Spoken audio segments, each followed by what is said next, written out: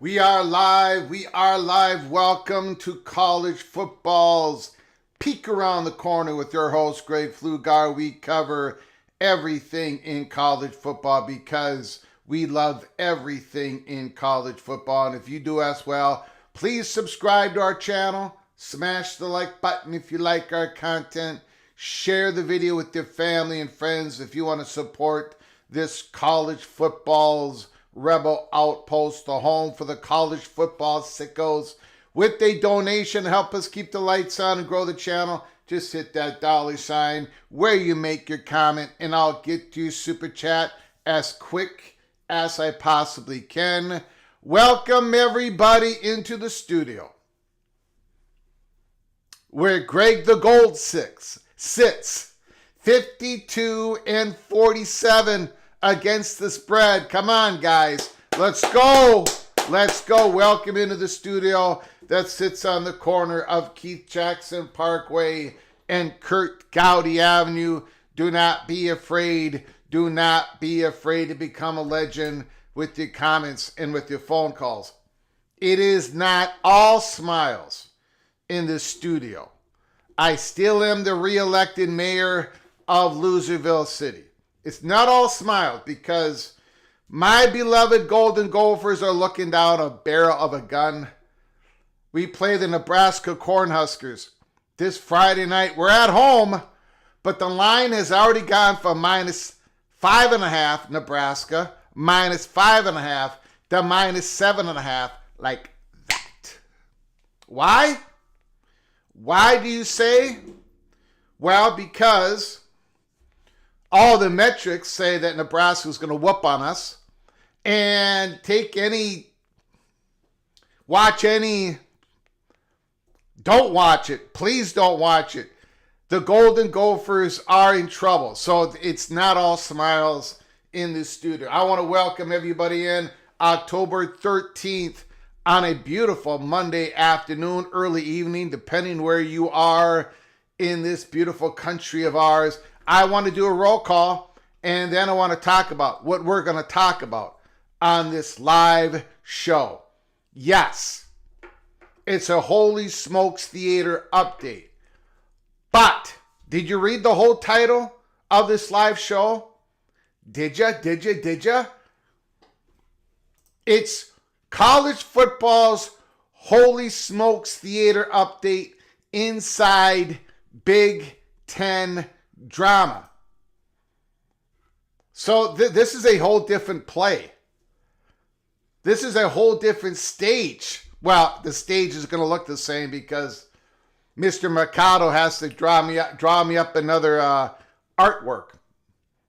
Christopher Mercado, the PATC artist. But it's a different drama. This is not the ACC drama. This is the Big Ten drama. Tony Petitti is in the theater. You're going to see a big old picture of him. Sankey's not in the theater. So, again, we're going to have, look, we'll do the old ACC drama. We'll put up a big SEC drama. But this is Big Ten drama based upon a decision that they're going to have to make, it sounds like, real soon on whether they're going to take the public capital investment deal. I've had the opportunity to talk with people last night and today, and this is where I believe we are on this fine October 13th. But I got to tell you, one of the things that was said to me is,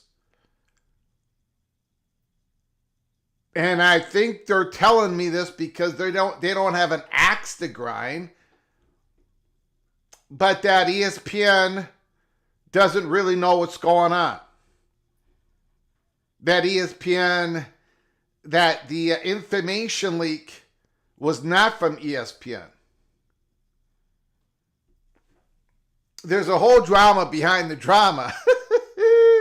So, well, look, a lot of people don't, look, we don't know what's going on, right? PATC doesn't, even though we peek around the corner, I can't tell you exactly what is about to happen or what is the deal going to entail. But it had been told to me that ESPN does not know, that they've already been incorrect and there is some shenanigans going on. There is some false information being spread, and the Big Ten is doing it, or people with interest in the Big Ten are doing it. There is cloak and dagger within the cloak and dagger. So, this is really difficult. But we believe we sort of got a handle on this. And as we have tried to explain here at Peek Around the Corner and many others, this is a very large conference. 18 members. And a lot of those members don't want the conference to fracture for obvious reasons. And as we've said here at Peek Around the Corner, realignment never sleeps. Expansion, implosion, and possibility of contraction when we talk about the ACC, that's not going to happen in the Big Ten. It's either going to be an implosion or an expansion. An expansion has about a 30-1 advantage over implosion in 2026, but maybe not in 2036. And that is why a lot of Big Ten schools want to get that grant of rights to 2046. But there is going to be a cost to doing that. And the top Big Ten schools are going to reap the benefits. And there's an opportunity. I got a feeling. I think there's an opportunity for other programs, in particularly one of them, to take advantage of this one-time deal and reap the benefits as well. Much like Clemson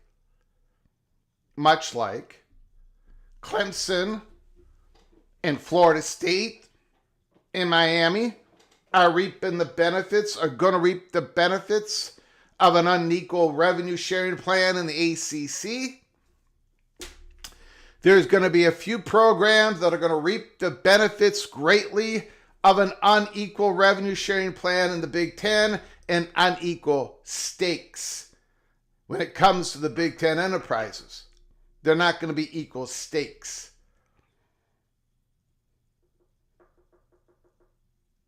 And there might be an opportunity for a particular program out there to reap all the benefits they couldn't possibly reap alone, no matter how great they are, no matter how valuable they are, no matter how many decades they have remained independent in football. All right, so we got a lot to get to. When we start the monologue, we are going to talk about 5 particular games. There's more than 5 important games. Don't come down on me. Every college football game is important. Some programs are trying to stop from going down the drain. Some are trying to still contend. Some are trying to get to a bowl game and for the first time in years, and some are contending at the top of their conference. We are going to go through 5 football games. 5 important football games, which I believe we are going to cut the wheat from the chaff. As my father used to say, it's cutting time, boys. It's time to figure out what is actually valuable and what is not. Who's going up and what is going in the trash. It's time this week, week 8, we are going to learn so much about, as Daniel Gygax, who did a great video, Daniel Gygax. Where's Daniel Gygax? I lost Daniel Gygax. Where is he? I know he came in here. I can't find nothing. Well, Daniel Gygax was in here. I just can't read. Well, anyways, as Daniel Gygax says, there are contenders and there are pretenders. And I think we're going to learn a lot this week 8. So we're going to start with that, and then we're going to go in the Holy Smokes Theater in the Big Ten drama. Big Ten drama, because there is a lot of drama, and we believe there is some disinformation happening out there. So, intentional disinformation out there. So, let's get to it. Chris Cheese in the house. The Florida man, Gold Nose, James C., Kirk Benda, Don Scruggs is in the house. Still Austin. You right. You are correct. Greg the Gold, AMAC is in the house. Edward, the Auburn Tiger. The Auburn Tigers getting screwed by those refs. Marcus Williams is in the house. The Michigan Wolverine. I haven't seen Marcus in a while. The Walking Geek. Outlaw Skis. Go Buckeye. Kenneth Strom is BYU still undefeated. You can't keep Bear Bachmeier down. He gets back up. Ryan Brooks, go Tigers. Caleb Ramirez, Mr. Buckeye, Mr. Trojan, Grateful Trojan. I cannot believe the line. We'll go into that in a little bit here, but I don't want to give anything away. Look, USC's got some issues, right? I mean, look at the running back situation that's going on. USC standout running back Raymond Jordan is set to go tightrope surgery. Going to be out 4 to 6 weeks on his ankle. And then more unfortunate USC running back news. Backup Eli Sanders will miss the rest of the year due to a knee injury he suffered versus Michigan. So the running back position at US, but I'm at the point. I'm at the point where I think you can throw the fat guy from Minnesota in the USC's backfield. And I'm probably going to go, let's say, 12 carries for 60 yards. 5 yards a carry for the fat guy from Minnesota. Even though it would take me a while to run 5 yards, even though I would have to be pushed, possibly carried by the offensive line, I would average 5 yards a carry, 12 carries a game for the USC Trojans. Because that's how good their running game is. That is how good their running game is. Holy smokes. James sees, there he is, Daniel Gygax. Nice to see Daniel Gygax in the house. Osceola Trucker, George Holton, the almighty Finn, Rod Nix, Preston from Greensboro, North Carolina is in the house. Laura Weiss, I haven't seen Laura in a while. The Red Raider, wow.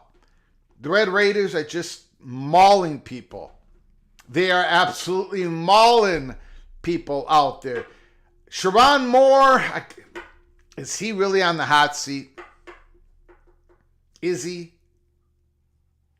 Timothy Armstrong, is he really on? Is he really? Maybe at the start of next year. Look, when you go into a season, and I don't think Michigan did this properly, but when you go into a season and you start a true freshman quarterback, your expectation, you're investing, you're making deposits. You're not making withdrawals. This year it's about making deposits. It's about the 2026 season for Michigan. However,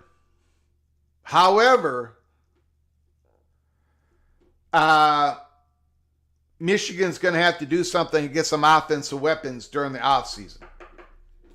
As we said at the beginning, during the offseason, we said, this ain't the right, you've got Donovan McCauley, but you don't have any other experienced, productive wide receivers that can really help your true freshman quarterback out. I just don't think it was the right mix.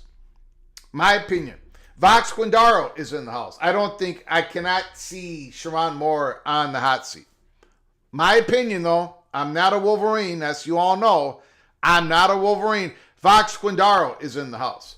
Who's on the stage? Matthew Carlson is here. Steel Austin, Golden Gophers, a second half season shirt. Yes, they are. They're going to keep rolling the boat. But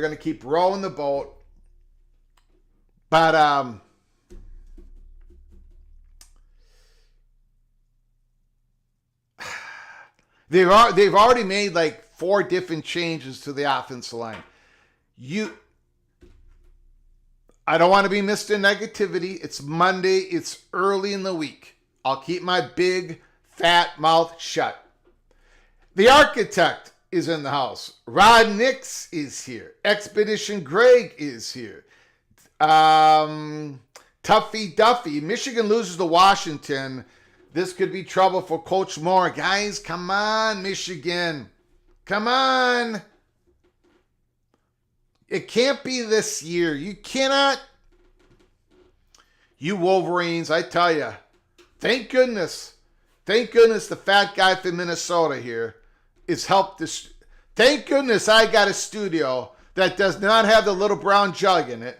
I don't have anything in the trophy case because I'm the mayor of Loserville City. Thank God I'm here to set you all straight. Michigan, it's not about this year. It could not be about this year. Tumasta is in the house. RT is here. Rico is in the house. Matt Neeson, go Cyclones. Got to juice up that offense. Juice up that offense. Marketech is in the house. Yeah, I think if we had a 12-team playoff starting in 2014, then Franklin would still have a job. Boy, that is a interesting comment. Interesting observation. The Trench Grinch, Mike Norvell, is a no-go. What do we mean by no-go? He's not going? He's staying? Boy, Florida State's got an interesting situation. Yogi Buck Sr. is in the house. Kill Ball is here.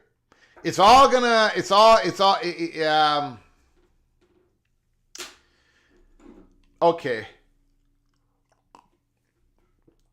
Here's the deal. Opie's in the house. Thanks for coming on in, Opie. Coy, Jose, Bob Swanger. If I missed you, I apologize. MGC Sooners in the house. Daniel Dilla is here. Washington should be ranked in the top 25. Okay, this is sort of the rule of thumb, right? It's easier to make the move.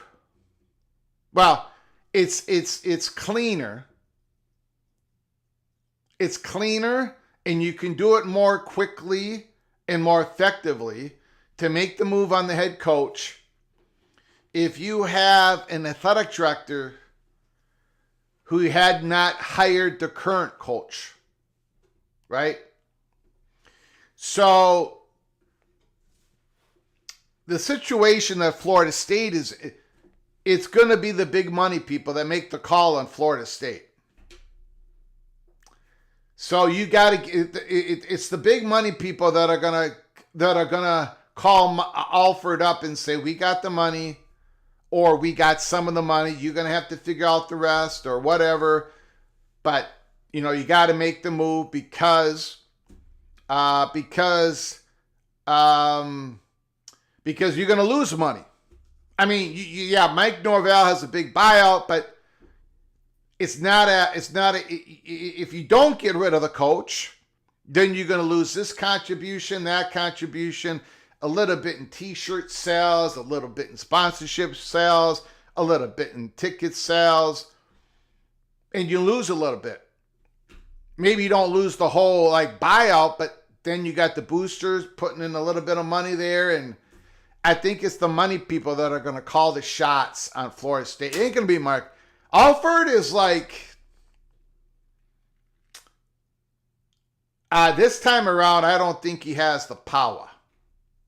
I don't think he has the stroke. I think somebody else is going to call the shot. Very interesting, very troubling situation. No easy solution for my Noles. Morris Simmons, Mr. Knoll, time up Norvell. Yeah, you just can't lose that game at home. I think that was a homecoming game, right? Woo! Okay, all right, let's go through these 5 games, and then we will go into the Holy Smokes Theater. Super chats supersede the other comments. Your phone calls will be coming in later in the program. You know how it works. I understand that. I get it. Okay, let's I don't think he has a stroke on this. We'll talk about it more. I get it, guys. I get it.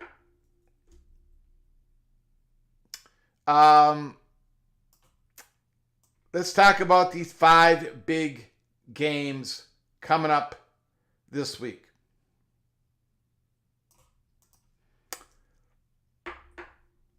Ole Miss at Georgia. Ole Miss. You did not play very good against Washington State.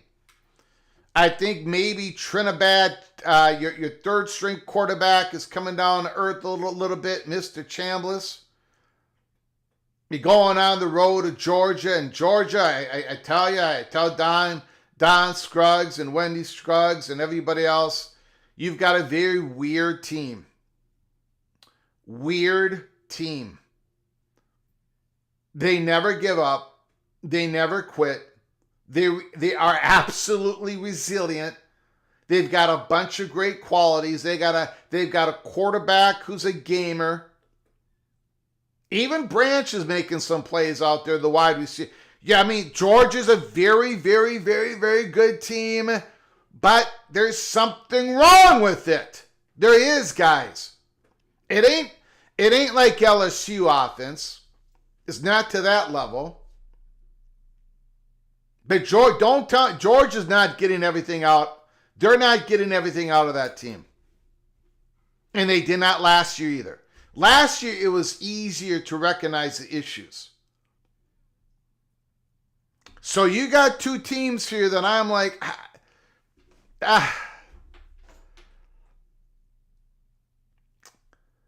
Well, we're going to learn a lot after this game. If Georgia gets it right again and smokes the Rebels, okay. Now Lane Kiffin is going to have to battle the rest of the season to make sure his team does not miss the playoffs like they did last year. This game is so important for the Ole Miss Rebels. And of course, they're undefeated, right? They're number 5 in the country. Georgia is number 9 in the country. Then you go to Tennessee at Alabama. Tennessee's given up a lot of points, and the Alabama Crimson Tide's offense is getting into gear. Another injury to Jam Miller. Ty Simpson is playing at a very high level. He's 3rd or number 2 on our Heisman watch list going into week 8. But Alabama's got it going. And Tennessee is leaking. They are leaking. And I'm not sure if Tennessee's going to survive this game. And if they get whooped in this game, can Tennessee get back to the playoffs? This is an incredibly important game for Tennessee. I'm very confident right now in Alabama. I've done a complete 180 on them. LSU Vanderbilt, again. LSU Tigers. LSU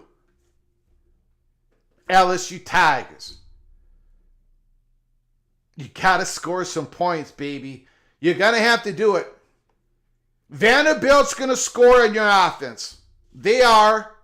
I mean, they're going to score in your defense. I know you got a great defense. Vanderbilt is going to put up some points. Ryan Brook, take the under in the LSU game. You got it. This is it. I said it last week. And the LSU Tigers offense did not really get it going. You got to get it going here. If not, you're going to lose this game. And now the LSU Tigers are in trouble to get to the playoffs. This week, 8 games. It's time to cut the wheat from the chaff. I just presented you 3 SEC games. Ole Miss, Georgia. Tennessee, Alabama. LSU, Vanderbilt. 3 very intriguing football games for week 8. I don't understand this. The line has gone up to minus 10.5. But per PATC rules, this is the line we're going to use. So, no complaining by the PATC community. This is the line when we make our picks this Wednesday. We are going to use this line. Once it's posted, it is a done deal. The line is now minus 10.5. We're going to use minus 9.5. What the hell is going on here? Is it because of USC's running backs? Is it?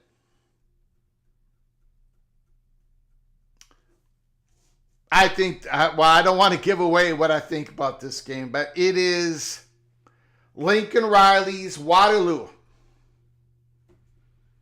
Marcus Freeman, yeah, Notre Dame's got 2 losses. If they lose this game, Notre Dame most likely is not going to make the playoffs. They won't make the playoffs. But Marcus Freeman went to the national championship game last year. Marcus Freeman has got a free pass. Lincoln Riley does not.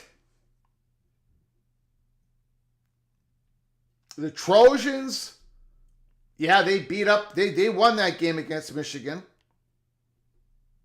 If they come into South Bend and beat Notre Dame, now we're looking at USC, a strong possibility to get to the college football playoffs. And if Lincoln Riley can get into the playoffs, then there's going to be a whole lot of fuel injected into the Trojans. It's like lighting a match and putting a gallon of gasoline on it. The flames, it's going to go everywhere. The embers, USC Trojans are going to be on fire if they make the playoffs. It doesn't matter if they're 4th team in the Big Ten, 3rd team in the Big Ten, 11th seed, a 10th seed. If USC can open the door and make it to the playoffs, that place, that program, those boosters, the recruit, everything's going to fall into place for Lincoln Riley.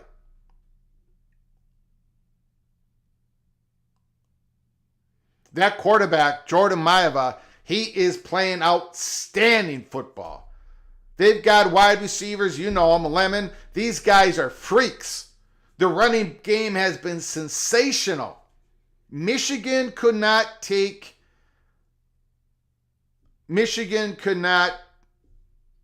flex against that, at times, mediocre USC defense because Michigan's got their own problems on offense. Notre Dame has got a much better offense. So USC, you've got to play the game of your life on defense this Saturday. This is a big, big, big game. And then Utah, BYU. All right? It's time. Let's go here. Let's go. What do we got? Cut the wheat from the chaff. Utah, you think you're all that. You think you are the top of the Big 12 along with the Texas Tech Red Raiders. Well, you got to prove it on the road at BYU Provo. And that BYU team is coming in with all the confidence in the world. And why should they not have all the confidence in the world? Every time they are tested, every time they hit adversity, they overcome. BYU overcomes that game against Arizona. I watched it. I stayed up for the whole thing. They never panicked. Kalani Sitake never panicked. Things are not going right. They never panic. And their Bear Bachmeier, if they need 4 yards, if it's 3rd and 4, Bear Bachmeier is going to run the ball twice, and he's going to get 4 yards. I get it, though. Utah, this is a grown man's team. Utah is a grown man's football team. On offense and on defense, this is going to be a war. It's the holy war, but it is going to be a war.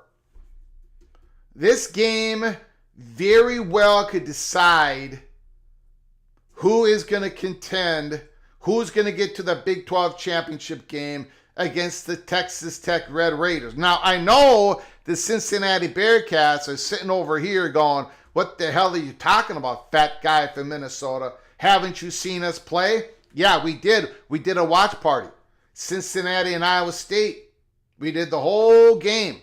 38-30. Fantastic football game. Cincinnati still has a say in it. But Iowa State has slipped off. TCU has slipped off. Arizona State has slipped off. Baylor is not there.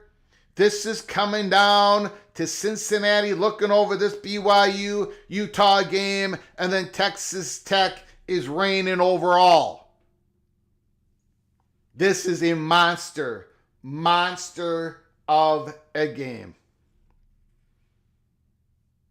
So those are 5 games. There's a lot more, but as you can tell, I just wanted to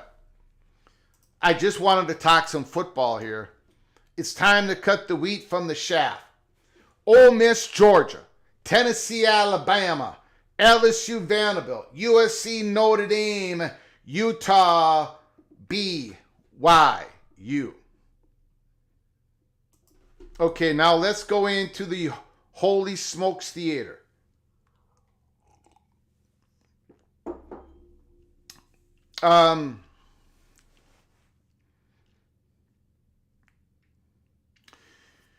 Again, during these live shows this week, it's always important to keep your head on a swivel if you are a PATC member. If you are part of the PATC family. You are not a passive audience. You are an active community, active family. You got to keep your head on a swivel. If there's any breaking news on the Big Ten situation, as we're doing a live show, let me know in the chat and send me a link and a DM. The following we have been told. There has been some intentional disinformation. The Big Ten knew they were coming to an end game. This late October situation has always been in the works. They've been working on this for months. Now it's crunch time. The momentum is there to get everybody on board to sign a deal. The deal has changed somewhat. But the deal, again, as it was reported, when it comes to USC investments, they did not get into the fray until July. This is a late mover, late activity. And their valuation blew away the rest of the bids. Here's the thing.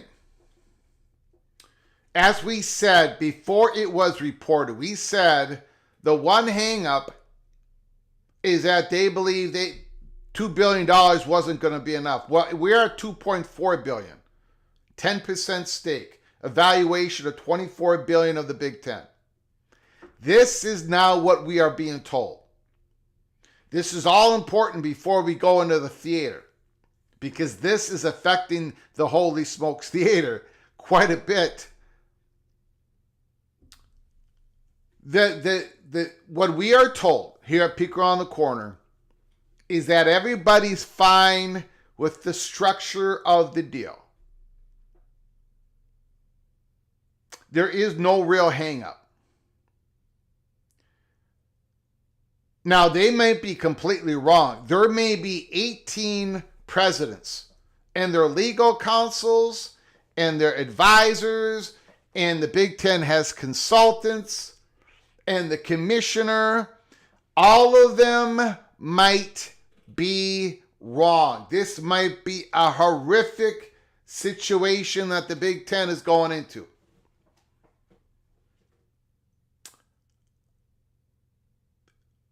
What we are told is they're pretty confident that this is a very low-risk situation. The benefits are clear. The risks is not really the issue here. They don't believe they're going to lose out on money. Like, if they did not do this deal, like if there's two timelines that you could follow, which you can't do, but if you could follow this for the next 20 years and they didn't do the deal, follow it for 20 years and they did do the deal, they don't think they're going to lose money by doing this deal, and then USC Investments has stake in the conference for 20 years. They think they're going to make up the money. They think a lot of it is built into it. They know they're going to get these these other revenue streams are going to be able to take advantage because they're going to bundle all their purchasing power together and all of that.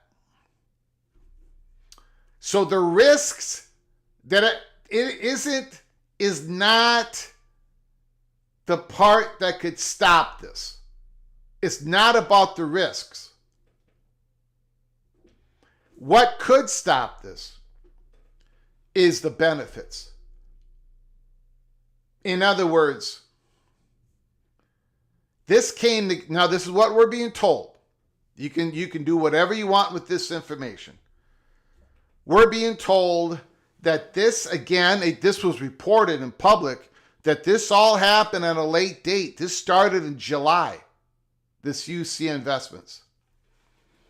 So the question is, are the benefits of doing this deal good enough versus waiting for another deal? The question is this deal good enough versus a continuation of investing time, patience, making sure everybody trusts each other, and looking for a better deal? Now, again, I'm no high finance person. You all know that I've got about 3 quarters and a nickel scratching against each other in my front pocket, and that's all the money I've got in the world. So again, I am the original Minnesota moron. I do not know what I'm talking about, but I'm being told this. That there is a danger, though, in stringing along the 3 largest equity firms, and then you've got a USC investment fund that gives you a bid that wipes out the other bids. You cannot do this type of business. You're not probably going to get a better deal, even if you went back in and said, we're going to do the next round of negotiations next year. That's what I'm being told. So the question is, for the Big Ten presidents, is they believe they have done well when it comes to eliminating most of the risks. They do not know if they have squeezed out their maximum benefits of the deal. Which gets us to the holy smokes theater.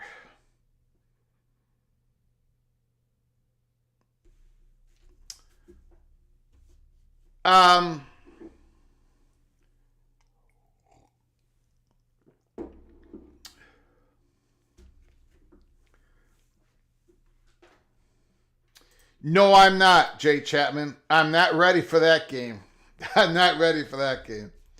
I think we're going to have to give up the old chair. I think we're finally going to have to give up the chair in Minnesota. Which gets us to the benefit part. We were told before this report from ESPN,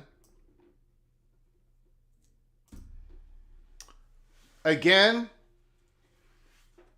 Pete Thamel and Mr. Wenzel, the deal would call for an extension of the league's grant of rights to 2046, providing long-term stability and making further expansion in any chance league schools leave for the formation of a so-called Super League unlikely. The obvious thing is, none of these Big Ten schools are going to go for a Super League, especially with the grant of rights going to 2046. Long-term stability, yes, but making further expansion unlikely. Making further Big Ten expansion unlikely. We were told it would make it more likely before that ESPN report came out. And we said that at the time. And now after that report has come out, I poked and prodded on this.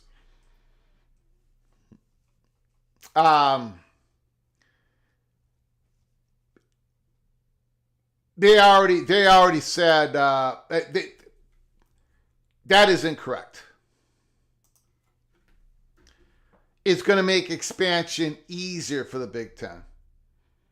Unless there's something in there that we do not know.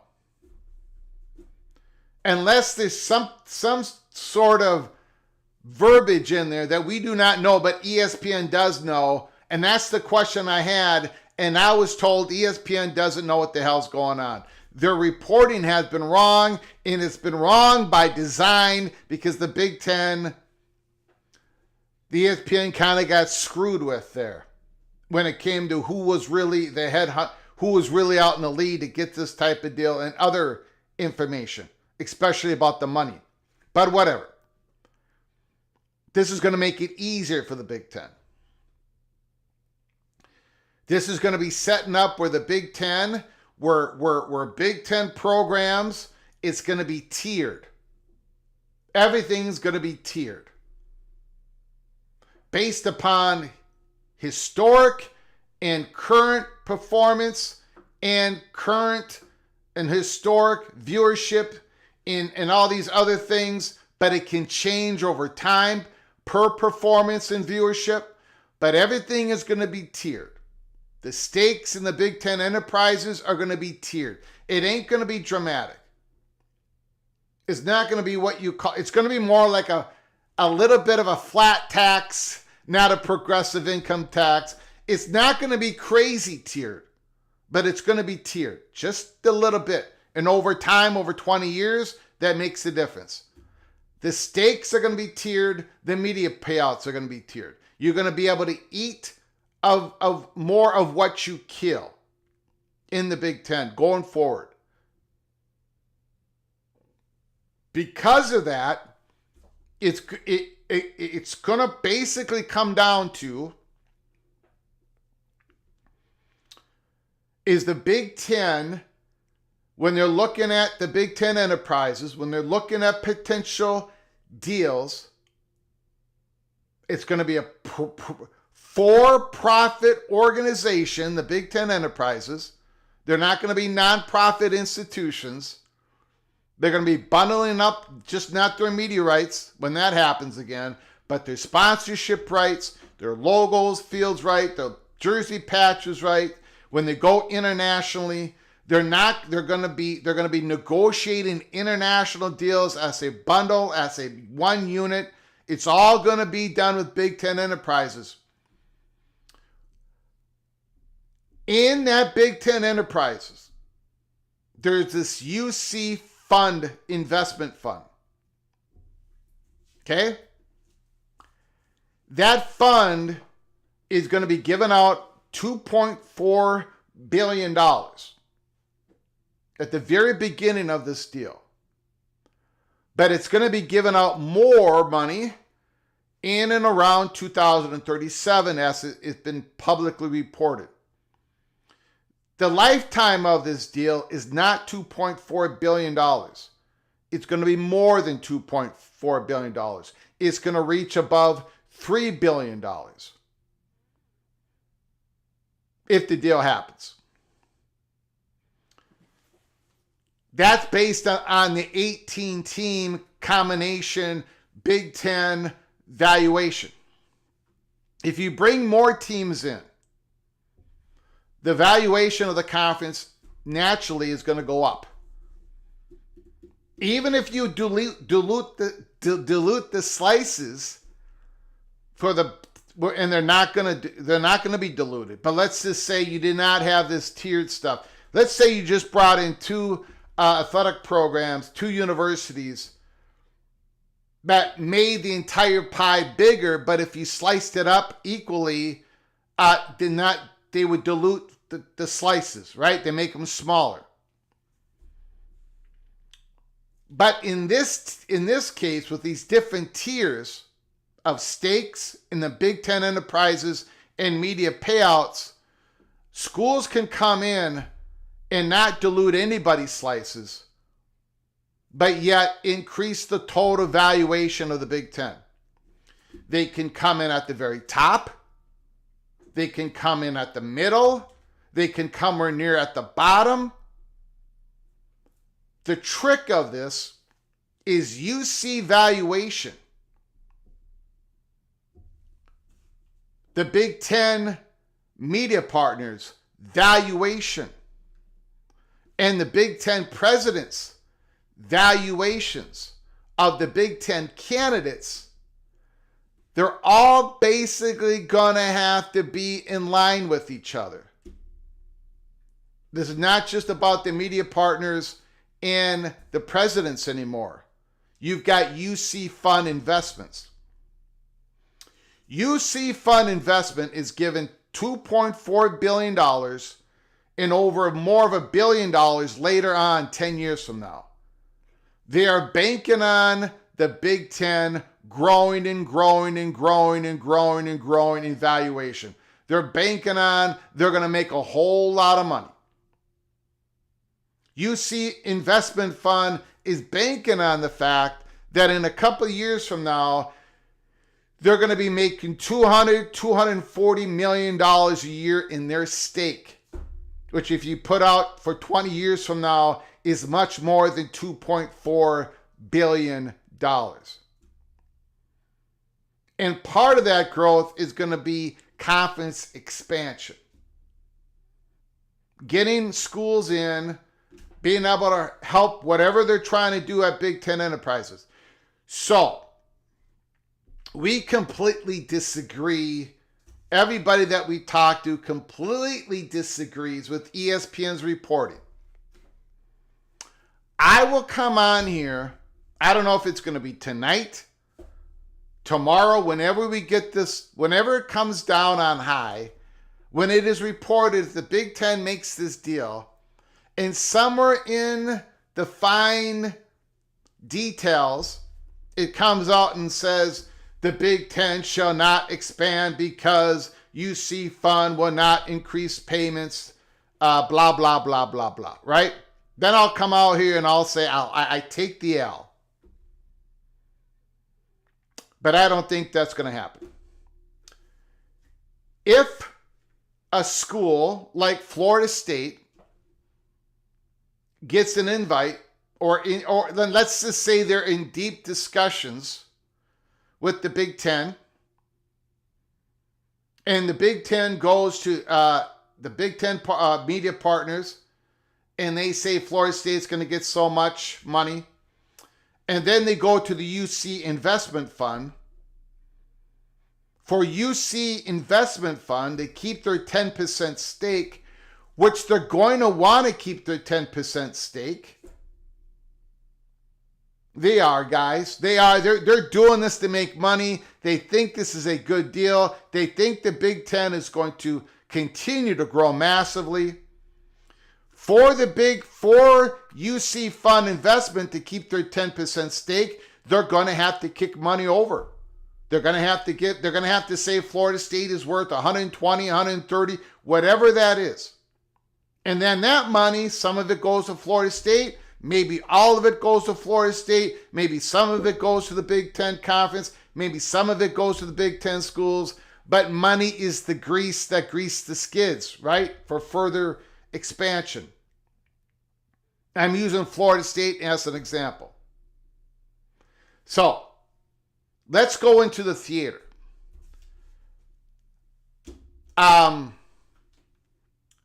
Now that we're all looking at this through a prism of the investment fund, mostly people having not a whole lot has changed, but a little bit of the thinking that has changed for the Big Ten candidates, their future, what the Big Ten is looking for. OPD Don, thank you so much for the super chat. I appreciate it.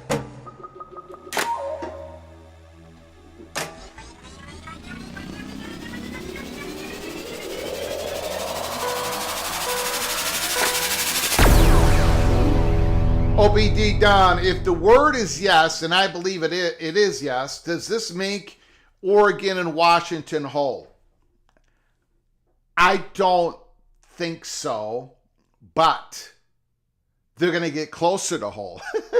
Well, first of all, this deal in itself does not change the current media contract. Right? It does not change, it won't change Washington and Oregon's,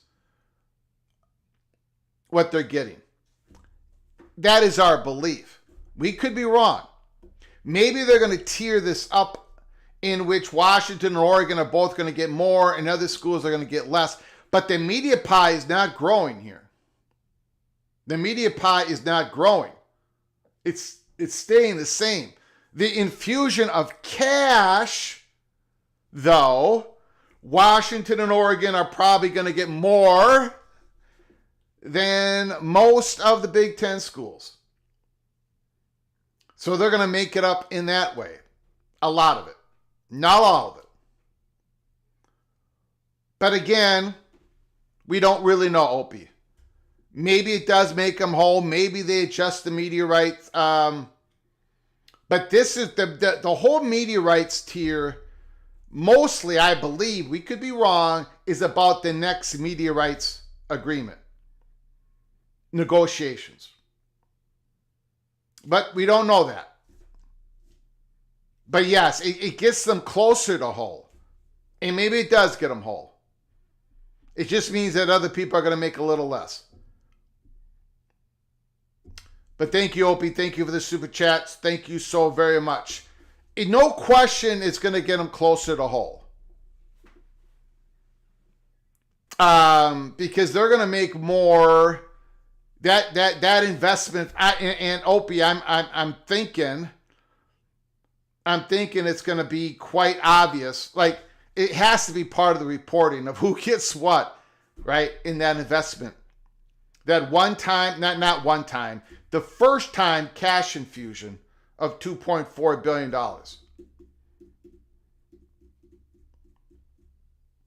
But, we've got 5 more years on this current contract. 4 more years.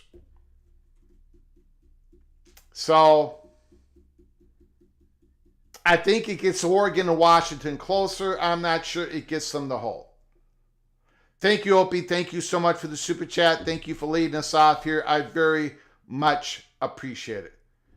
Now, this is UC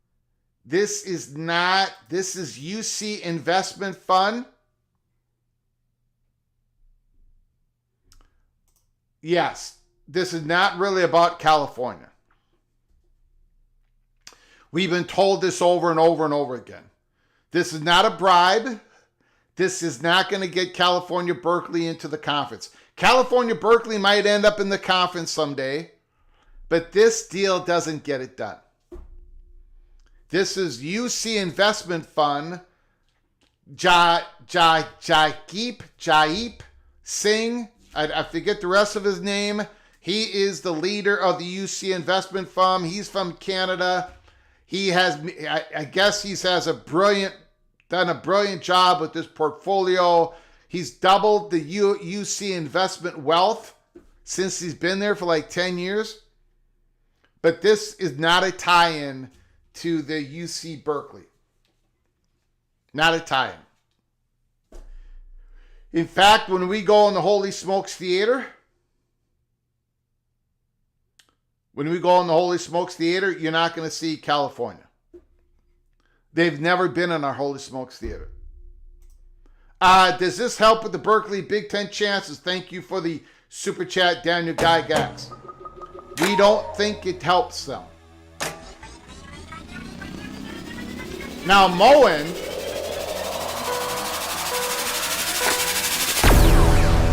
who's on the College Football Mafia show with Daniel Gygax and Mr. Wild Jude and Nathan Brown, he's a little bit more of a believer that Berkeley could get in there someday. I'm not there. Never have been. But thank you, Daniel Gygax. I appreciate the super chat. We do not think it helps them. Okay, but who does it help? Who does it help? Let's go into the Holy Smokes Theater. And when we go in this is not the ACC drama. This is the Big Ten drama. It's a completely different drama.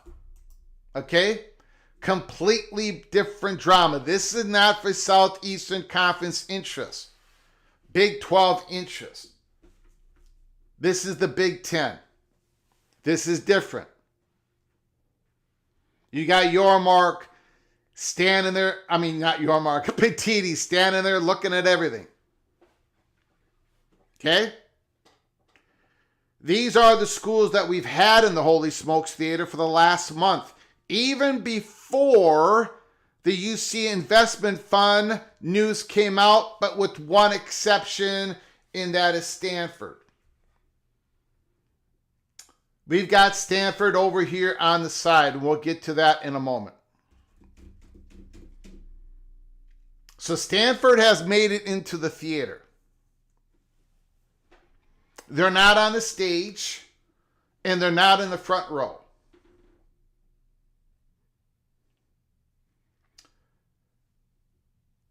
This is the Big Ten. Remember, this is the Big Ten. This is not the Southeastern Conference. Notre Dame continues to be the target of the Big Ten. Nothing has changed. They might say no. They might say no for the 100th time. But Notre Dame is the target. There is no question about that. I don't care how many reports come down. I don't care how many reports come down. Saying that Notre Dame is never going to go to the Big Ten. Notre Dame is no. Notre Dame don't like private equity. I've had so many people send me DMs saying Bavacqua says no to private equity. This is not a private equity deal. If Notre Dame, if the Big Ten actually signs on this deal, do you know what's going to happen? Notre Dame immediately knows what it would receive in this deal. That's part of this, guys. That's part of this. Notre Dame would know immediately what it would get in this deal, or at least a range. They know they would get the top tier stakes. They know they would get the top tier media payout, just like they do now. They are in the current Big Ten media contract. They're written in there. Can Notre Dame say no again? And pretty much everybody says yes, they can, Greg. Yes, they can, Greg. Yes, they can, Greg. Well, I got a question. If the Big Ten does this media deal, and they set up a Big Ten Enterprises, and the Southeastern Conference does the Southeastern Conference public capital deal, and they set up a Southeastern Conference Enterprises, and the Big 12 then does a Big 12 public capital investment deal, and the Big 12 sets up a Big 12 Enterprises. That is a lot of potential out there. They may be all failures out there, but what if it isn't? What if everybody is undervalued? Like the third-party money continually tells these presidents. What if you're not set up to make the money? What if you're not even together on all these deals? What if you consolidate your deals together just like you do your media deal with inside a conference? Everybody has just signed on with DAZN, a streaming partner for Middle East and Europe.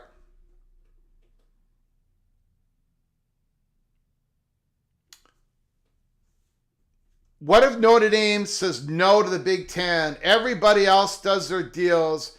They go push out their, I didn't bring up the ACC for a reason. The Big 12, the SEC, and the Big Ten, they put out their grant of rights. Can Notre Dame really continue to stay with this? This new world of college sports is changing and it's impacting everybody. It's impacting Alabama. It's impacting Georgia. It's impacting Ohio State. It's impacting BYU. It's impacting TCU. It's impacting every type of university with every type of athletic department. Of course, it's impacting Notre Dame. Of course it is. The economics of consolidation. It changed the SEC. It changed the Big Ten. The Big 12 had to get out in front of the Pac-12. The ACC had to backfill. They're going to have to backfill again. It's hard to really believe that Notre Dame, MBM, this is what I've talked about.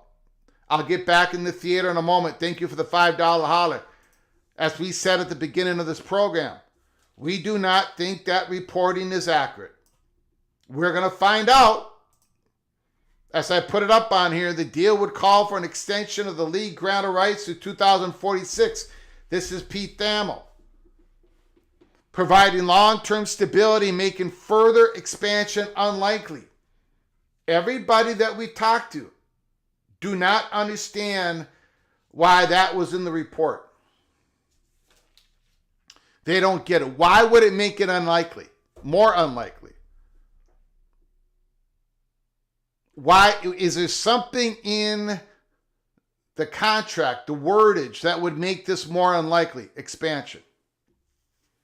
Because if you are tearing up the media money, if you are tearing up the stakes of the conference, you can add a couple of schools, 4 schools, and make it easier not to dilute the slices for everybody else if they're coming in at a different slice. As long as UC Fund Investment kicks in the money for them, like they did for the original 18 schools. And let me say this.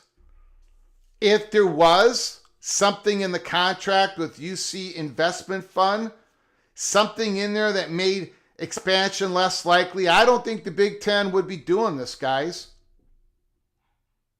I don't think we'd be doing this. I don't think Tim Smith of Maryland would have used the language that he used. I definitely know Mark Coyle would not have said 3 weeks ago, whether it's 2 days or 2 years, I do think there's going to be continued fluctuation. We have the best media deals in the country, so there's going to be movement.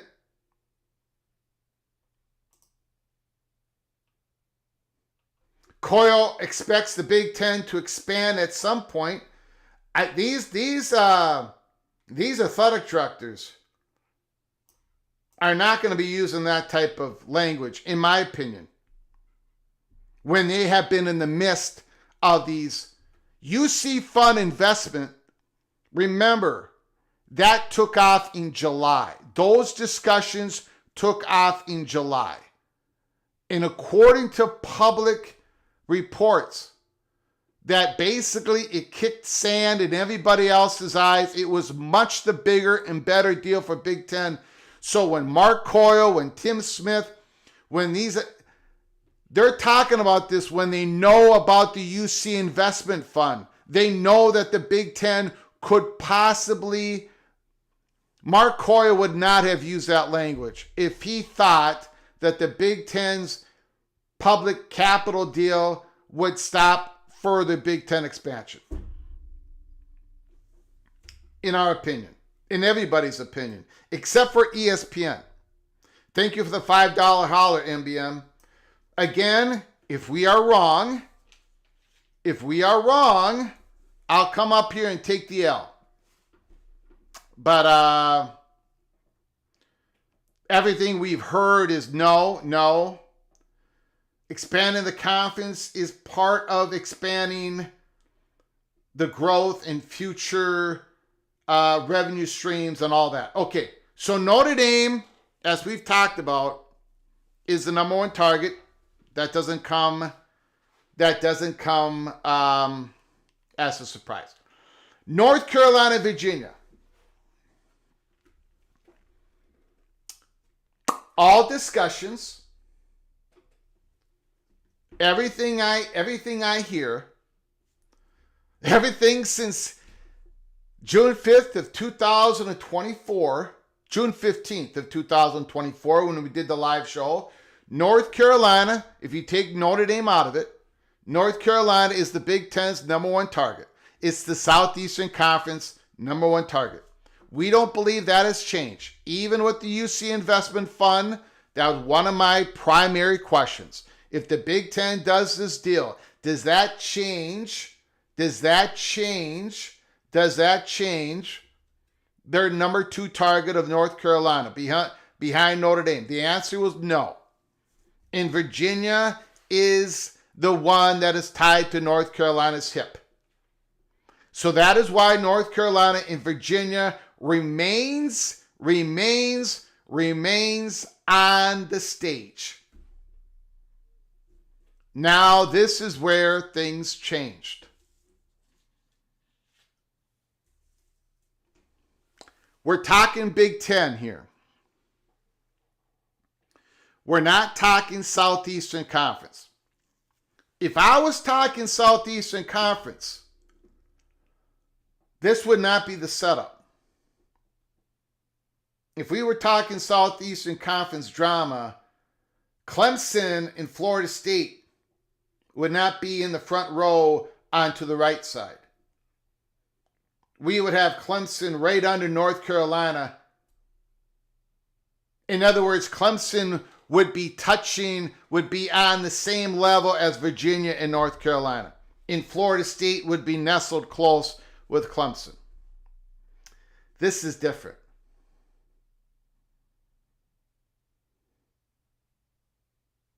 Miami and Georgia Tech, this is what has changed. Now, we've always had Miami as our biggest lock to get into the Big Ten if the Big Ten expands and if the Big Ten doesn't get North Carolina and Virginia. That hasn't changed. But we do believe Miami's valuation has gone up. It will go up. We believe Georgia Tech's valuation will skyrocket if the investment fund happens. Now, I know there has been people talking on YouTube channels speculating on this. People have been really pro Georgia Tech and all that. And we believe they were a little bit ahead of the curve. Georgia Tech's valuation will skyrocket on this type of situation. Moen is absolutely correct. Immaculate, who called our program and said Georgia Tech, and I kind of said, no, Georgia Tech is like the fourth or fifth biggest brand in this Georgia, and the Big Ten usually doesn't do that. Well, Immaculate's probably going to turn out to be correct, and tip of the cap to him and to Moen and to the big college football mafia show. This investment fund, the markets do matter even more. People say markets don't matter. Well, it will to the investment fund. They're the ones that's kicking in the money. The city of Atlanta, the sponsorships that come out of there, the games that they can sponsor in the state of Georgia. Georgia Tech and Miami now sit in even a better position than they did before. If this investment happens, I have not been told that by one person. I have not been told that by two people. I have been told that by more than two people. People that I don't talk about on this program. So this is a shift. If the deal gets done, Miami and Georgia Tech's valuation in the Big Ten, we believe, people that we talk to say yes, they go up. Now, again, they still don't control their own destiny. They don't control their future, right? I mean, if somehow North Carolina, Virginia, and Notre Dame all say to the Big Ten, yeah, we're going, that might screw up Miami and Georgia Tech's pathway. But this investment fund helps the candidacy of Miami and Georgia Tech even more. Not less, more.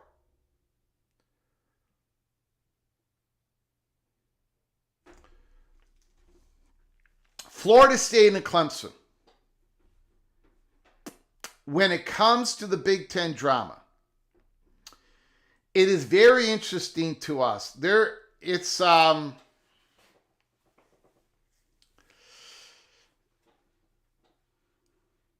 Again, now look, Brett McMurphy, who does a great job with conference realignment and everything, he talks about how there are 13 AAU schools that are the primary candidates for Big Ten expansion, but that expansion list could change. He said currently, so Florida State and Clemson were not on his list.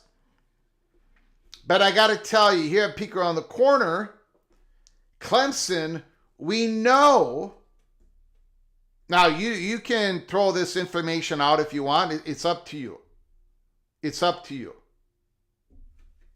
We know that Clemson has had talks with the Big Ten. We know that through that email coming out of Penn State.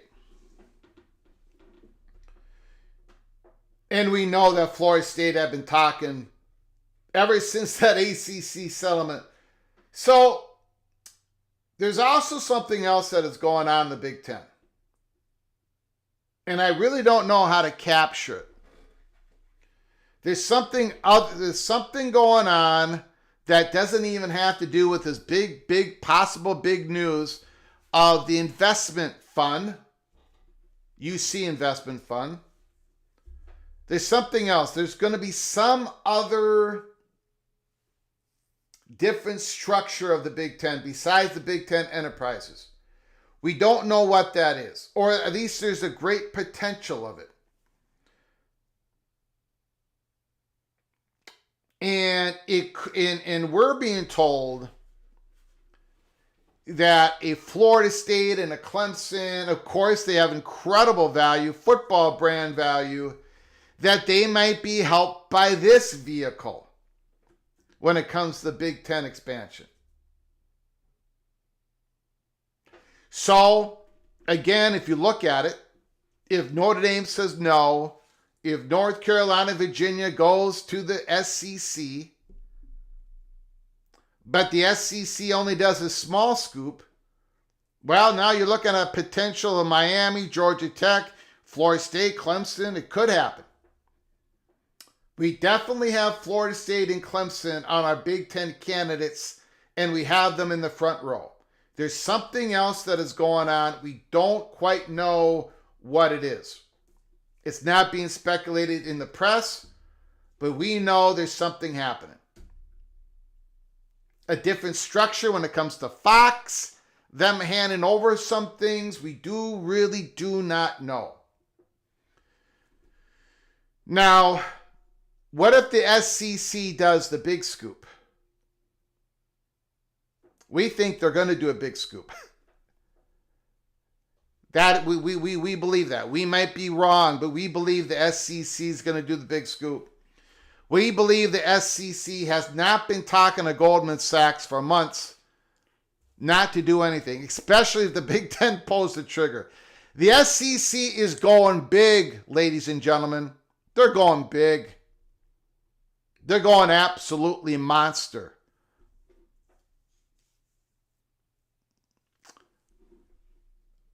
And we think there is nothing that changes our mind that a North Carolina and Virginia leans to the SEC. and that the political situation in the state of Virginia is probably going to have it to where the SEC is going to have to act in the next year. And that falls in line with the Big Ten and the SEC doing these big private capital investments deals if they do it. So therefore, the SEC does the North Carolina, the Virginia, the Florida State, and Clemson type of deal. Well, the Big Ten, if they do their own big scoop, the Duke, Utah, Stanford, and Kansas, we think those are the wild cards. We think those are the wild cards. Stanford has been added. And Miami, Georgia Tech. And then if the Big Ten does the 2 scoops without a Notre Dame, Miami, Georgia Tech, and probably most likely 2 of those 4 schools that you see on the right-hand column.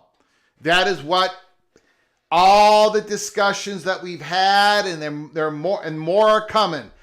More discussions are coming, especially if this actually gets done. A Miami, Georgia Tech, and a couple others that the Big Ten does the big scoop. If Notre Dame jumps in and the Big Ten does the big scoop, and the SEC has done their big scoop with North Carolina, Virginia, Florida State, Clemson, Notre Dame, Miami, Georgia Tech, and take probably Stanford. But not necessarily. Duke, Utah, Stanford, and Kansas all bring very different type of values, unique value to the conference.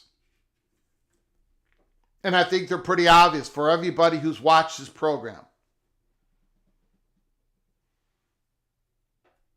I don't know if you want me to go through them again, but all 4 of those would be in contention. Most definitely. We don't think California's in there. We don't think Arizona is in there. We don't think Arizona State is in there. We don't think Colorado is in there. We do believe that Utah and Kansas are from the Big 12.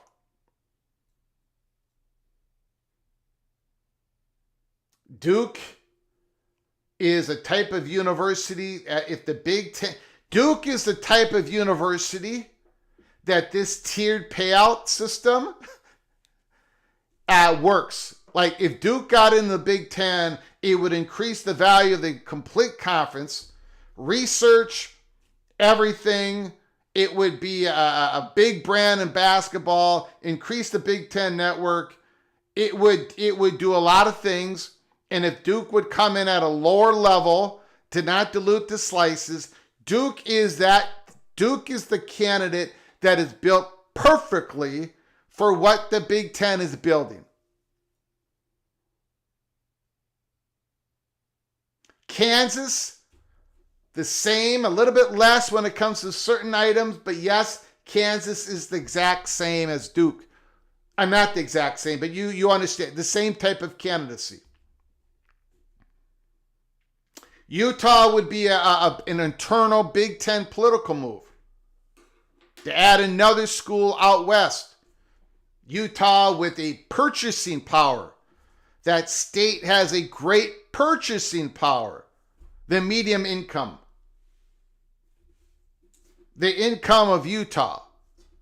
They buy products and services. The market is uncorrupt. In other words, it would be a brand new growth market for the Big Ten. Utah is in the mix. And we believe, we've been told 1,000 times, that USC would like Utah if the Big Ten looks west again. And then Stanford is in there because, of course, of the internal politics of the Big Ten. There's a whole bunch of factions that you're going to have to satisfy, and Stanford would satisfy one big faction of the Big Ten with their inclusion. But their future in the Big Ten probably completely rests on if Notre Dame pulls the trigger. The more discussions that we have with people, the one thing that becomes real clear is that there really are not any other schools that are in discussion. Other people might have those discussions. We're not having them. Like we're not hearing anything about Arizona. Nothing about Arizona State. Nothing about Colorado. Nothing about California.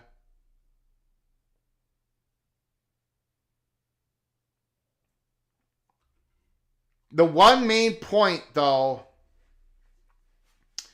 is the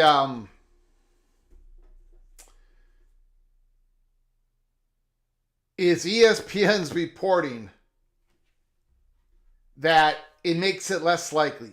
Man, I got to tell you, there are people who believe that it could not be more incorrect. In fact, it makes it more likely and it speeds up the timeline of it happening. Also remember, front office sports, presidents of the Big Ten schools are potentially voting on the investment Monday or Tuesday. The deal no longer includes private equity firms, right? This is a public capital investment. Monday or Tuesday. What one of the surprising things are that we were told this morning, that is, don't be surprised, Greg, if it happens on today or Tuesday, that the reporters aren't going to find out about it until it's actually all done. Like, you're not going to get a report that says they're going to meet tomorrow morning, they're going to meet tomorrow evening, they're meeting in Dallas, they're meeting in Chicago, they're meeting whatever. That when the next report quite possibly is the report that says, Greg, they tell everybody it's done, it's a done deal, and here is the deal. We're going to go to your phone calls here. You can agree, disagree, whatever you want. Talk about college football. We're going into week 8. Christopher Hooter, is the Big Ten rolling all media deals in the Big Ten enterprises? That's the report. That's the report. The Big Ten enterprises is going to control all of the media negotiations, which, if that public report is correct, somewhat falls in line what we've been hearing, and we've been kind of saying this for a couple of weeks, that something is going on in the Big Ten. They're going to change the structure of it. Fox has been in control, along with the Big Ten presidents, but Fox has been the driver when it comes to media negotiations. When the SEC is negotiating, they're going to do the it's no surprise that they were going to re-up with ESPN, right? And then that tier 1 deal, they went away from CBS and they gave that also to Disney, ESPN and ABC. But it's a little bit different in that the SEC is driving the negotiations, even though everybody knows they're not going away from ESPN. The Big 12, Brett Yormark drove that negotiations, right? He jumped ahead of the Pac-12. He went into those exclusive windows. He moved up the exclusive negotiation windows with Fox and ESPN and got the deal done before Pac-12 could. In the Big Ten, Fox drives it. Fox is talking to CBS and NBC and Amazon and saying, what's the bid? This is what you could get, blah, blah, blah. But the Big Ten enterprises is being reported as the ones who are going to drive the next meeting negotiations. Who is in that Big Ten enterprises? Well, the Big Ten Conference has a stake, and the schools have a stake, and the USC fund has a stake. And supposedly they're going to be a minority passive investor. But the Big Ten Enterprises is going to be run by a CEO and a board of members, which we don't know who they are. They're going to be the ones driving the negotiations. Not so much Fox. That's what it sounds like. And if that's the case, that is a big, big change. We'll see, though. Thank you for the $2 holla. I appreciate it, Christopher Hooter. Appreciate it so very much.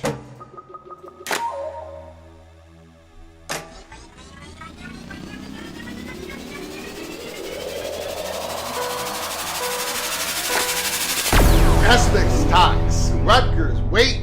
So Rutgers might still matter? Rutgers always matter. Essex talks. Rutgers always matters.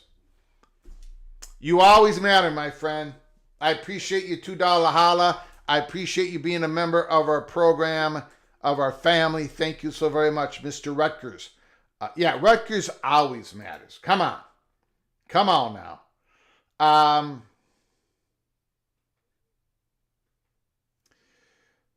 Okay, nobody invests $2.4 billion and behaves passively. Let's just say they do not have voting control. If the deal is what we think. If the deal is what we think. Let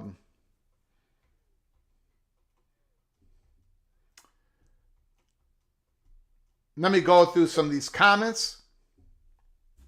Nate, the Big Ten is falling apart with their skewed geography. Let me go through some of these comments and then we'll get to your phone calls. Would Notre Dame prefer Stanford or Clemson?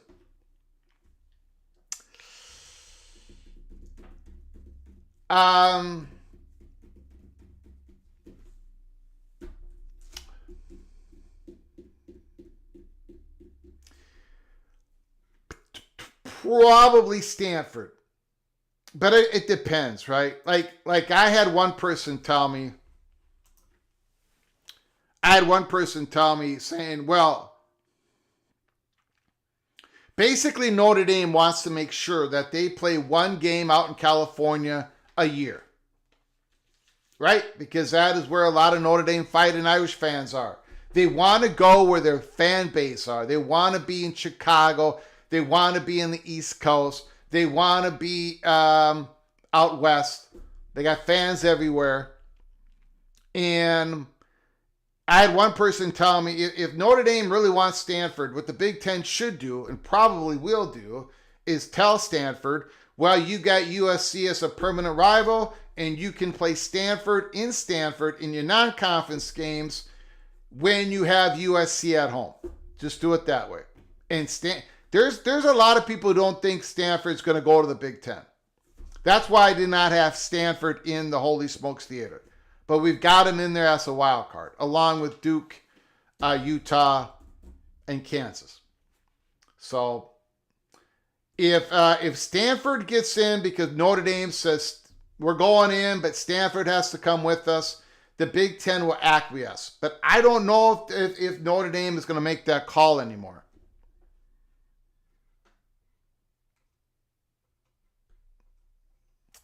Let me go through some more comments here.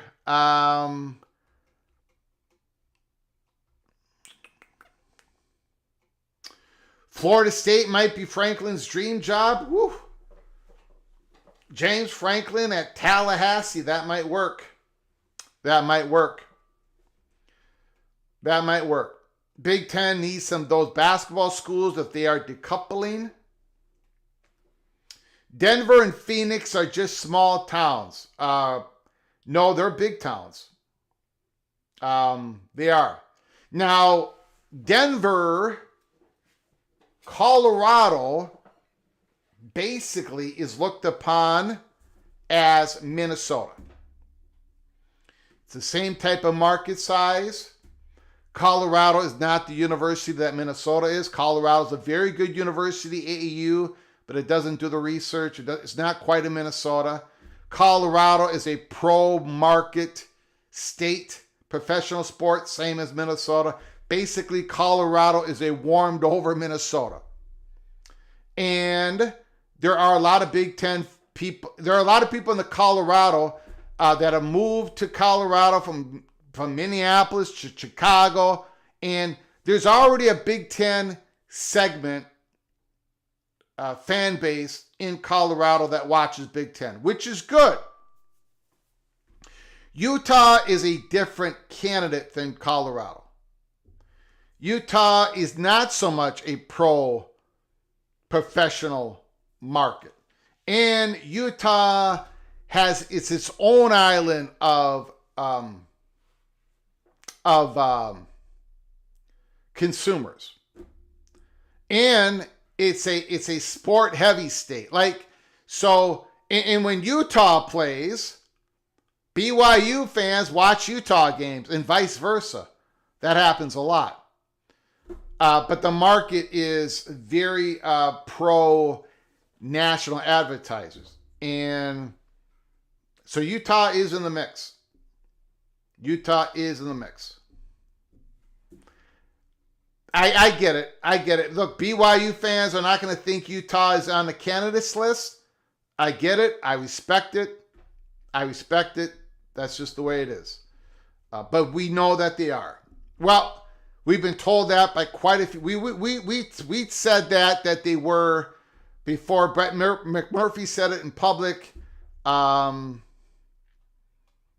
So not one of the favorites, but they're definitely on the list. And it's okay if you disagree. No problem. No problem.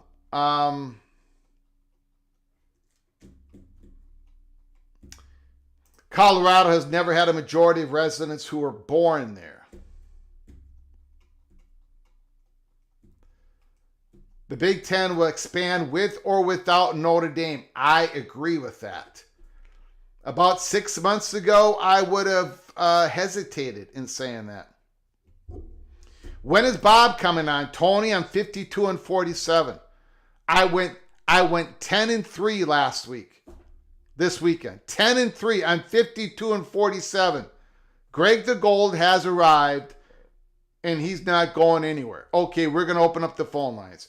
We are going to open up the phone lines. The phone lines are open. 763 260 1333. 763 260 133. Holy smokes. Call from Rick?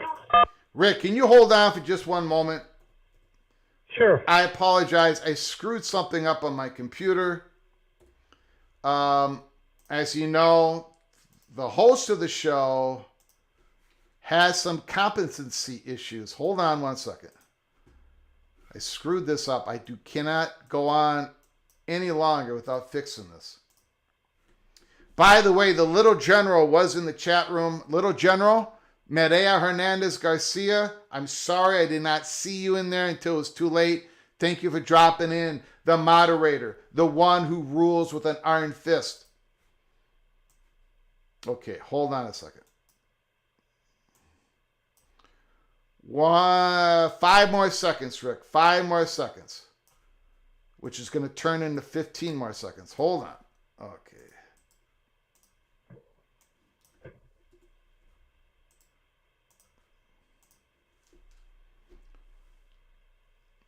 Alrighty, sir. Rick, the floor is yours. Thanks for your call, sir. Well, thanks. And just to clarify, this deal you anticipate in the next couple of days, today or tomorrow? Is it? I know. I do not. I have no idea. Front Office Sports made a report a couple of days ago that is potentially voting on Monday or Tuesday. Okay. I do not know if it's going to happen that quick. No idea. Okay. Yeah. And then with regard to the UC deal, it's, as you explained it, the 18 schools plus a 19th slice for the Big Ten and a 20th maybe non-voting slice for UC. The question is there a potential deal that includes the additional schools that are on the stage? In other words, a 24 slice deal with Notre Dame, Miami, and Tech. Obviously, I would not know, but I anticipate it's more of a,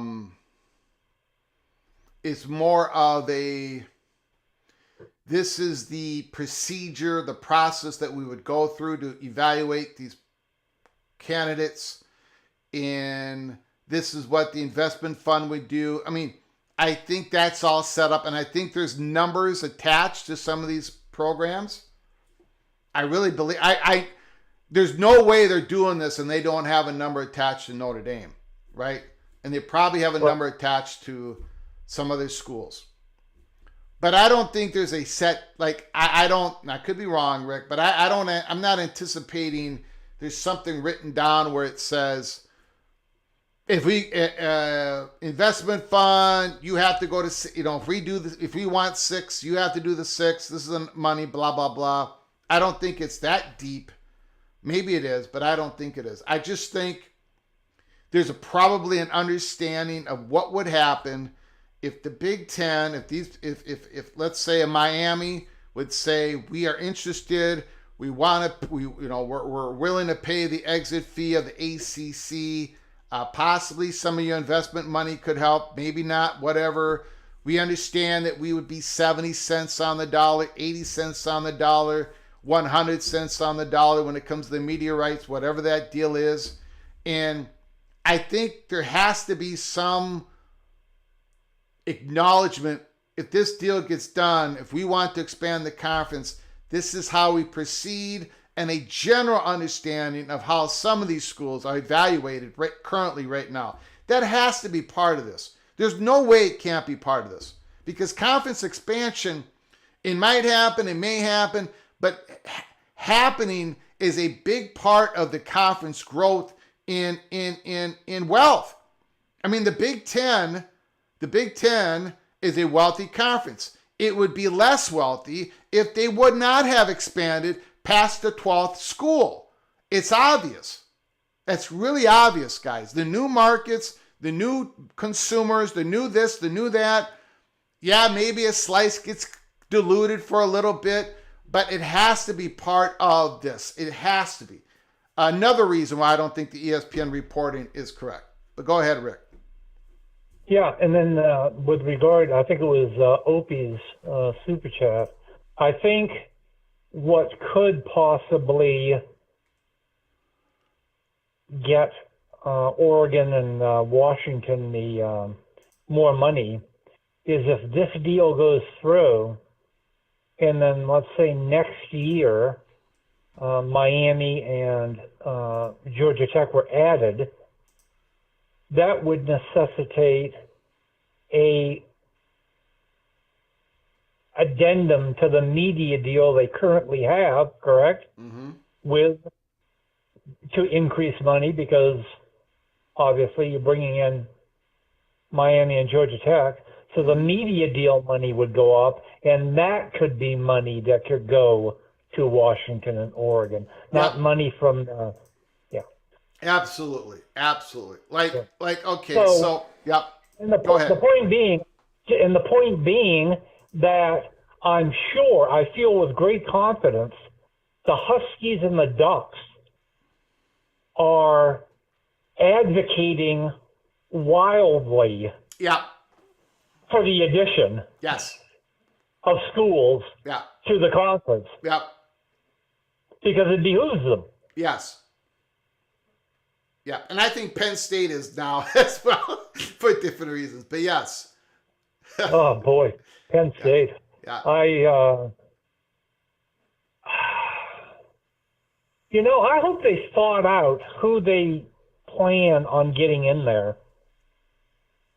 Yeah. Because if they don't get Signetti, or maybe who were we talking about before, the assistant at Alabama, the offensive coordinator? Grub. Grub. Yeah, Ryan if Grubb. they don't get Signetti or Grub, I think they're in trouble.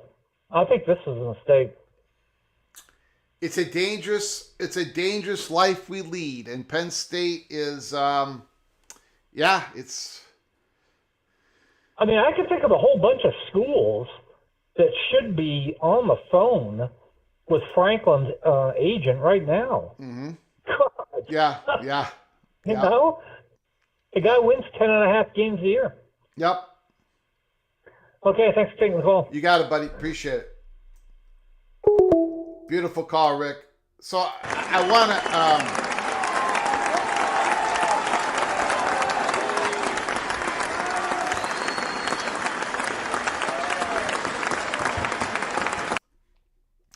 Indiana is a stepping stone program for a 64-year-old head coach. It's a stepping stone program.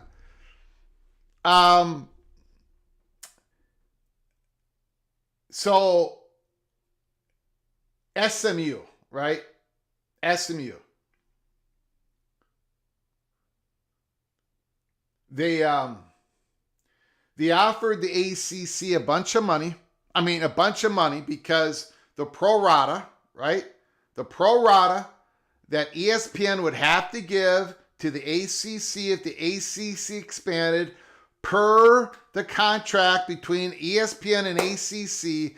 SMU says we give up our media rights money for 9 years or whatever, blah, blah, blah, get us into the conference.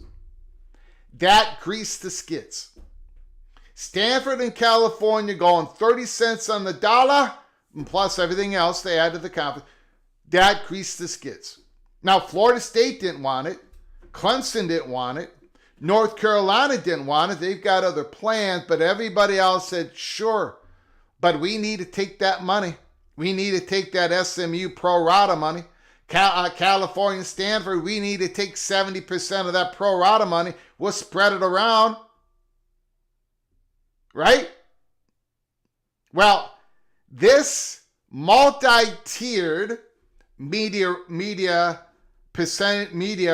money payouts, multi-stakes percentage among the 18 schools, not going to be drastically different, but over time it's going to add up. And then you've got the UC investment fund money. You got a bunch of grease coming in. You got a whole bunch of grease coming in. You spread that on a few skids, and that skid's going to be good. There's plenty of opportunity to make it work, to get a school. Look, let me put it to you this way. Let's go back in the theater. I know a lot of you are getting upset with me. Let's go back to the theater. I want to use an example here. I don't know who I'm going to piss off somebody if I use anybody here, but let's take Duke. Duke seems to be, I'm probably not going to get anybody upset if I use Duke. Okay. Duke. Well, let's say there's a faction of the Big Ten that are they are focused on their university endowments, paying the bills, getting by more research money, more faculty. They want more, and they're focused entirely on research. They shouldn't be, but some of them really are, guys. Some of them need to have a Big Ten edition that really checks this box off. They're not gonna move on it.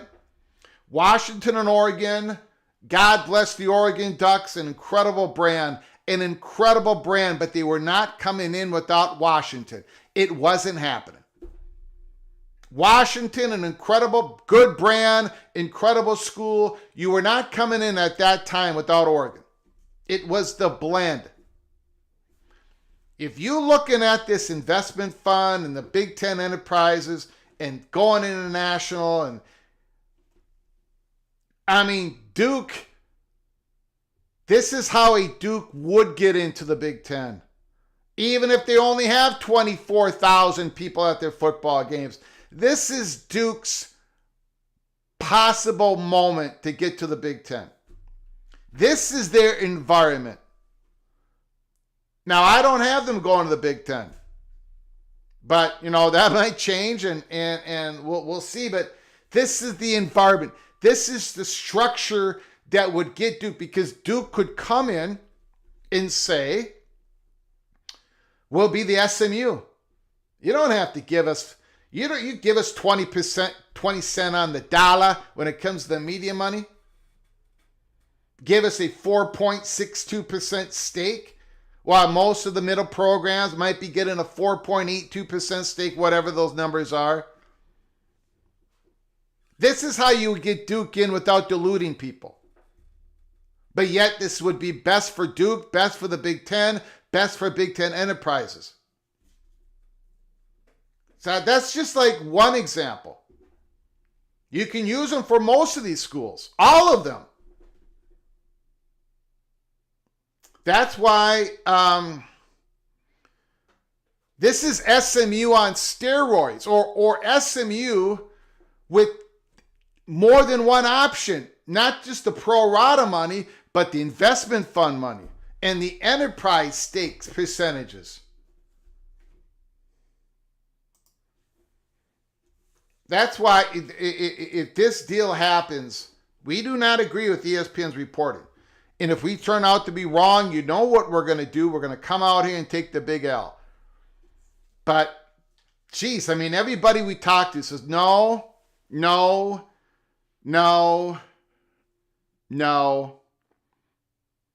We're not, the Big Ten is not going to do some type of deal that takes away the expansion tool until 2046. They wouldn't even do that deal if that was the case.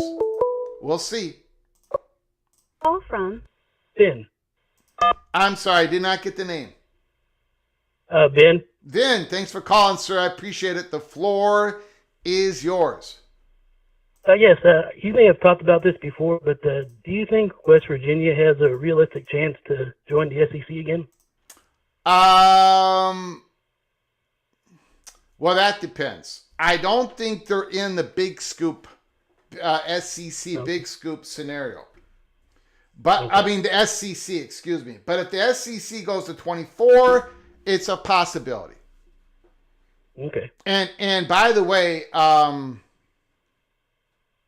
I shouldn't go down that rabbit hole, but if you do a Google search, if you go look at, I can't remember what report it said it, but someone said it in public. Like if the SEC goes to 24, they might be looking at Pittsburgh.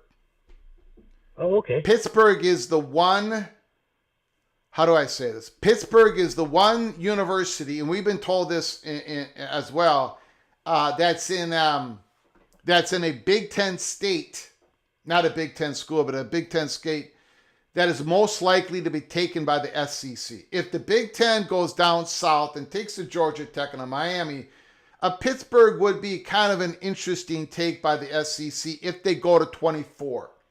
And if Pittsburgh goes and gets taken in the 24 route, and then you can see how West Virginia could slide in there. But we don't think West Virginia is part of the SEC's plan to go from 16 to 20, if they go to 20 right now. Well, I know North Carolina and Virginia and Florida State and Clemson always get mentioned, but I've also heard, like you said, West Virginia and Pitt, and I'm just kind of curious about some of these other teams we don't hear as much about. Yeah. No, I think that's, I don't know.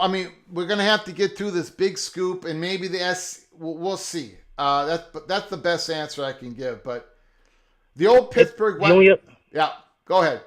The only other question I have is, do you think that Joey Aguilar will be able to get another year like Diego Pavia did? Oh, I don't know. I don't know, but if he could, that would be something. Holy smokes, that kid's played very good this year. Because he had a very similar route to Diego. They both played in JUCO, and I heard you might have another year of eligibility if you wanted to come back. I'm going to look into that. I'm going to take that note right now. I call him Joey Swagular.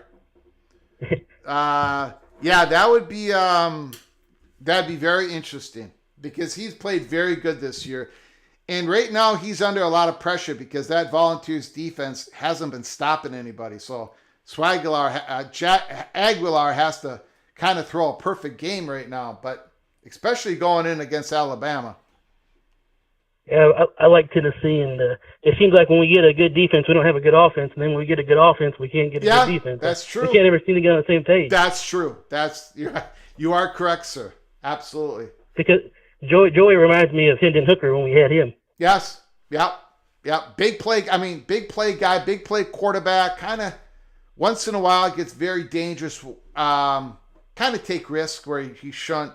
But again, sometimes you have to if your defense is giving up 30. So. Yeah. Yeah. Well, I appreciate your show, and as good as always, Greg, and keep up the good work. You got it, buddy. I appreciate it. Call again, sir. All right. Thank you very much.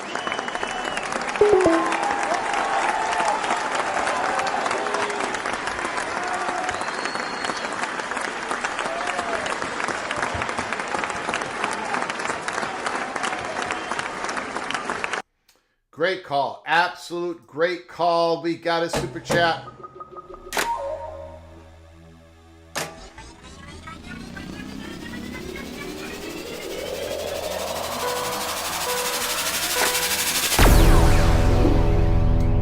North Carolina State, Kenneth Maynor, East Carolina Pirate. North Carolina State is a great fit for James Franklin.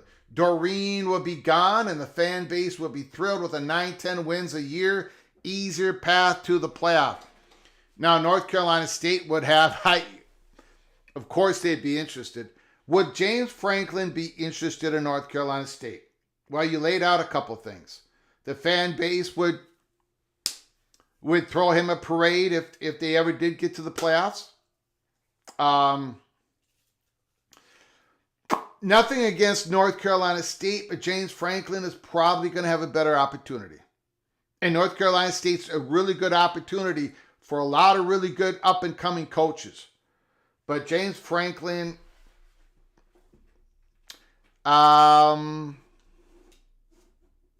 I think he's probably going to be looking at other things. But that is just, my opinion. I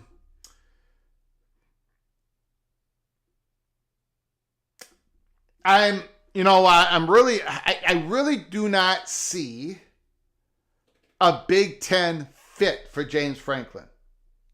Right? Do you see, I don't see him going to, maybe Michigan State, but I don't think Jonathan Smith is going to get axed this year. I think he's going to get another year. So then you look at the Southeastern Conference. You're looking at Arkansas.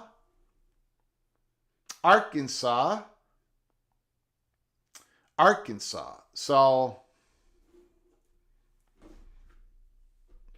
or Ole Miss if they lose Lane Kiffin of Florida. But Arkansas might be something that James Franklin is willing to give it a go. And Arkansas is willing to pay James Franklin. Arkansas has been known to want to pay big name guys like they did with the basketball program. Thank you, Kenneth Maynor, for the $5 holla. I do appreciate your generosity. Thank you very much. For those new to the channel, please subscribe to our channel and turn on the notifications because we can come on live at any time. We are sitting on a possible big, massive breaking story when it comes to the Big Ten. And when it happens, we are going to be coming live and talking about, I don't care if it's at midnight. I don't care if the story comes down at 8 o'clock in the morning. We are going to be covering it. So you got to make sure you are subscribed to our channel and turn on the notifications. All right? And please smash the like button if you've liked our content today. I want to thank those who were kind enough with their generosity to donate to our channel. We've got Mr. OPD Don, Daniel Gygax, MBM, Christopher Hooter, Espix Talks, and Kenneth Maynor. Thank you guys so much for your generosity. I very much appreciate it. Big show today. Big show. I appreciate everybody coming on in. Greg is subjecting himself to sleepless nights. Virginia Tech is a possible destination for Franklin. Jonathan Smith is done. Wow. Is he done this year? Is he done? Thank you, D5 Terps. Thank you, Preston from Greensboro. Appreciate it. I don't know. I think he gets another year, but we shall see. The coaching carousel is starting to fill up a bit. And when it starts to fill up, it's very difficult to get a top target head coach. And it's filling up this year because remember last year, it was barren in the coaching carousel. Nobody wanted to get rid of their head coach because they had this $20.5 million rev share that they were going to have to take care of. So almost nobody got rid of their coach last year. And now this year, it's an absolute feeding frenzy. OPD Don, if it's midnight again, can you please make sure my shock collar is activated? Thank you. Well, I will, Opie. I've got people. My people will talk to your people and make sure your shock collar is activated. Thank you, OPD Don. Thank you for the $10 holler. Thank you for your generosity once again. Thank you for starting us off with a very kind donation. And thank you for ending this evening with a very kind donation. Thank you, Opie. Thank you, everybody, for joining us. I do appreciate it. Again, buckle up, brace for impact. We are going into week 8, and it's time to cut the wheat from the chaff. Ole Miss, Georgia, Tennessee, Alabama, LSU, Vanderbilt, USC, Notre Dame, Utah, and BYU. And there's a bunch of other big games. We're going to talk about it all. We had to start, though. We had to start today talking about some of the games. Tomorrow we are going to continue on and talk about all the games in college football in week 8. And again, we're going to keep our eye inside the Holy Smokes Theater, Big Ten drama. And if the deal actually gets done, the drama is going to be thick. Until next time, from all of us at PATC, to all of you, please you all take great care of each other. And as always, without a shadow of a doubt, no matter if we do not have an offensive line, as always, God, family,